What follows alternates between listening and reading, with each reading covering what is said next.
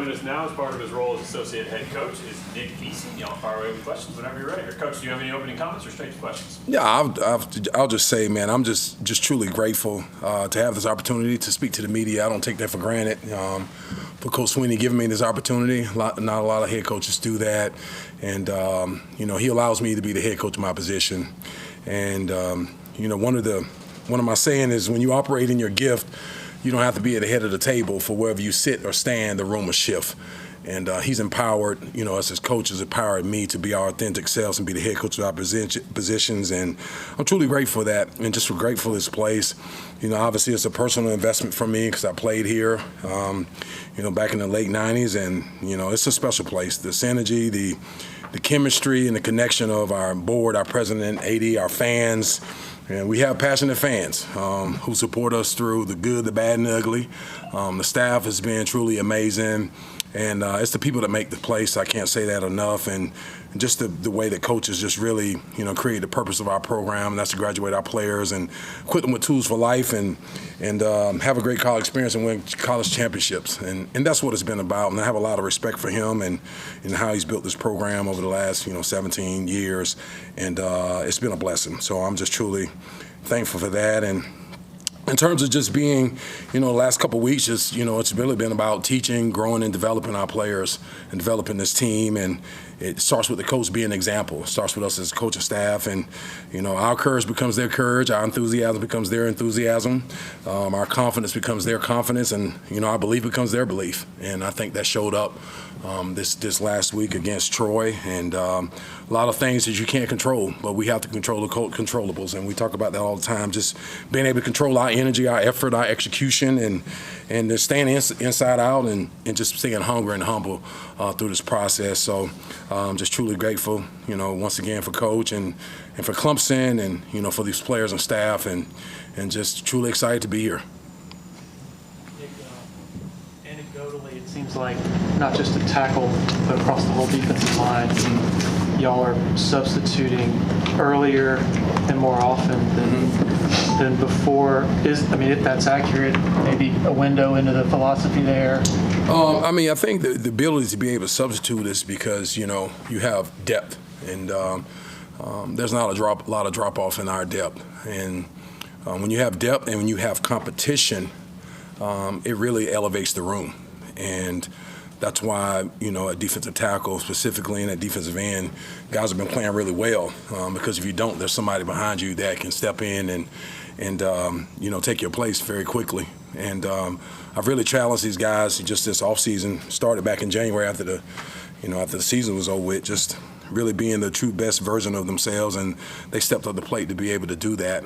And it just kind of shows you how leadership is important, and that starts with me as their position coach, and really challenging guys to not just talk about it but be about it, and that starts with your daily decisions and your daily habits.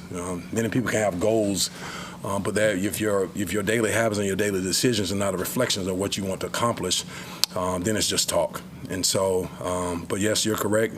Being able to rotate guys and the level of play not dropping off is huge, and that's a testament to having.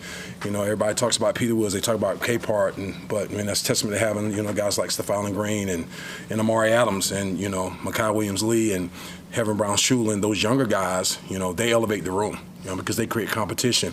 And that's one of the things I talk about when they first get here. Hey, we're all going to be brothers outside this room, but when you step on this field, man, it's your job to take that guy's position. And you got to create that environment and create that level of competition. Yeah, we're brothers outside, and yes, we're going to go out to eat. We're going to do some things that, help us bring closer as brothers. But when we step in this room, it's a competitive room, and it's all about beating those guys out. And, the competition never stops no matter where you go, and just really give an example from what I've experienced, as a professional athlete, as a professional coach. Every year going to the NFL, they're going to draft somebody at your position that's going to come in and try to take your position. And just so it just comes down to standards and playing to a standard, preparing to a standard, and that's the way I lead. You mentioned the competition. How has Stephiylan Green kind of emerged to be one of those co-starters for you guys week in and week out? just really proud of him. He's played some really high level of football. I mean, there's always room for improvement, and it's important that we stay hungry and humble as we continue to strive for greatness. And that's what it's about. It's never really over until the season's over. And so until then, we just stay hungry and humble. But just really, truly truly proud of Stephiylan. He brings a lot of versatility, brings toughness, and he's an all three-down guy. And really proud of his development. And like I said earlier, it started this offseason with just how he trained and how he focused on the small details of his game. With Amare and Nick, just what have the last 2 weeks been like for him in your view, and what's kind of the next step for him to kind of work in? Amare is just, a highly talented football player. Come from a really great program of winning, and he looks the part, and he works hard each and every day. But he's got to continue to develop and continue to know what to do, and that's my job to get him ready as a coach, and whatever that takes. Whether that means extra time at the practice, extra meeting time, and just doing the thing necessary to make him an elite player that we expect him to be. And he stepped up to the challenge, has had really good practice the last couple of weeks, and just really have to, fine-tune the minute details of his work and the minute details of our defense. And his confidence is obviously growing week to week. And the more his confidence goes and he puts it on tape, that he can execute within the defense, and the more he'll play. And so, but I'm really proud of him. Coach Sweeney was talking about how Coach Allen came in and really led the alphas kind of in the room, the defensive staff. How have you seen him kind of get all of you guys as coaches kind of behind him or into the scheme? I think, Coach Allen has been a truly bonus and a blessing to our staff, and just empowering us, really challenge us spiritually and as coaches each and every day. And, brings a lot of energy and tenacity, and I welcome that type of grit because of who I am as a coach and who I am as a person. I love the challenge. I love the grit. I love the tenacity that he brings to the table as a man of faith, which I think is tremendous. And he just really, man, made our defense better with him being here. And obviously we do it as a collective group, working together. And he's empowered me to, be the head coach of my position, like I talked about earlier with Coach Sweeney. And Coach Allen's done the same thing. Obviously, he's been a head coach before, he's been a coordinator at a high level. And, just really glad that he's here and just how he's kind of changed, not only us as a staff, changed the players, and really challenging them and just challenging everybody and bringing the same juice each and every day. And so it's been awesome to have him here. And he's just made us better on and off the field. Who brings more energy to practice and games, you, Coach Boulware, or Coach Allen? Well, at games, I hear Coach Allen on the headset. He's not on the sidelines. But, I definitely got Boulware, he's got some energy, but, we all bring the juice collectively when necessary. I think when leadership is needed, you provide it. And we all lead in our own authentic ways, and that's just who we are. Each and every day, we're like that in staff meetings. We're like that at practice. We're like that on game day. And so, obviously, being of us three has the least amount of coaching experience. But he's been a huge addition to the staff as well, and Coach Allen. But we all bringing the juice every day, challenging each other and getting after each other, and then obviously having fun in the process. So it's really been a joy to work with both of them. Peter has gotten a lot of double teams. Obviously, what's your evaluation of him through 2 games? You know what? When people have written on paper that you're a dudes are going to get double teamed, and you get double teamed because you got to put it on tape, and each and every day. But it's just something that, he has to continue to go out and earn the double teams too. You want guys up front that demand double teams, and he demands it. And it just started in his off-season preparation, just him really attacking nutrition, attacking the weight room, attacking, his football instincts and watching more tape. But, at the end of the day, whether you double or not, you got to go make plays. When you sign up to play defensive line, you're going to get double teams. That's what you signed up for, to take on that 600, 700 pounds of play. And it's a gritty position for gritty people and gritty coaches. And so I take pride in that, but, there's a high level of expectation here and there's a standard. And regardless if it's a single block or combo block, he's expected to win. And that goes for everybody in our room. On that note, what does the next step look like for Peter? Just for him, he just got to stay hungry and humble. There's been a lot of things written about him, and but at the end of the day, I've just been challenging him. It's the game isn't played on paper; it's about what you put on tape. And he stepped up to the challenge. He's been putting it on tape, and that's all I care about. It's about what you're doing. It's about his habits and his mindset, and being able to go out there regardless of what's going on around you and be a dominant football player and defend the blade of grass. And that's what it comes down to. And I think he's really stepped up to the challenge. I think having those other guys level play has made him better as well. Because at the end of the day, reputation and resume mean nothing to me. You got to show it every single year. And when you create that level of competition in the room, which we have, that anybody can come in there and step in. And that's just kudos to the guys like DeMonte Capehart, Stephiylan Green, Amare Adams, Vic Burley, and everybody else in the room, and even Champ Thompson just coming in and continuing to get better. It elevates everybody's level of play. And so I'm really proud of him, just the way he stepped up to the challenge. Just got to continue to go out there and put it on tape each and every week, and just don't get outworked, and just put on tape, that you are what people, say you are, that you are what people have written about you. But it really comes down to how you play. Talk about everything that's written down on paper. Coach James talked to us about rat poison and how hard that is to deal with. Is there a way that you deal with that with your players? Now, rat poison, what are you talking about specifically? In terms of Coach Saban would talk a lot about a lot of hype and people saying you're great. Oh, okay, I got you. Reading newspaper clippings. Yeah, that was, that's, okay, got it. I just think really at the end of the day, you just got to stay inside out and ignore the noise, whether it be good or bad.